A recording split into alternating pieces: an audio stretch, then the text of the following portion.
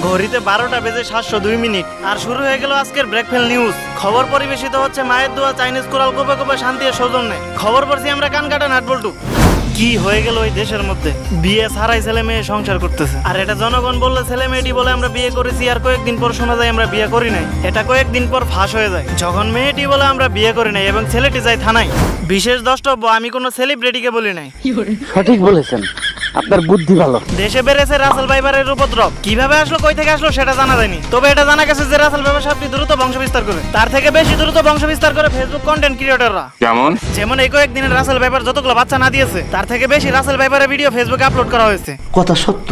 গতকাল Russell viper ও রাসেল ভাইপারের স্ত্রী আমাকে ফ্রেন্ড রিকোয়েস্ট দিয়েছিল। আমি মৃত্যু ঝুঁকি নিয়ে ফ্রেন্ড রিকোয়েস্ট অ্যাকসেপ্ট করে ফেলি, যদিও আমি মেয়ে মানুষের ফ্রেন্ড রিকোয়েস্ট অ্যাকসেপ্ট করি না, কারণ তারা রাসেল ভাইপারের চেয়েও বেশি বিষাক্ত হয়।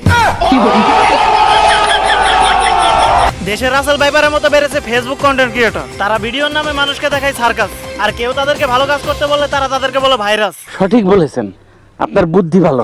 একদিকে কন্টেন্ট ক্রিয়েটররা তুফান সিনেমার ভিডিও বানানো নিয়ে করে বাড়াবাড়ি, অন্যদিকে ভিডিও বানায় না তাদের, যারা বন্যায় করে আহাজারি। কারণ তাদের ভিডিও বানিয়ে বাস খেত, বাড়ি অথবা রাস্তায়, আর এসবই তারা এডিট করে আপলোড করে ফেসবুক, টিকটক, আবর্জনা নামক বস্তায়। আজকে এই পর্যন্তই। আমাদের হাই হাই টিভির প্রতি ঘন্টার বুলেটিন নিউজ পেতে আপনার মেসেজ অপশনে গিয়ে টাইপ করুন আপনার প্রেমিকার নাম আর পাঠিয়ে দিন আপনার বাবার নাম্বারে, যত খুশি ততবার। আর শুনতে থাকুন এরকম ব্রেকফেল নিউজ। चीटिंग करता है तू। পাওয়ার্ড বাই কদুর তেল। खत्म।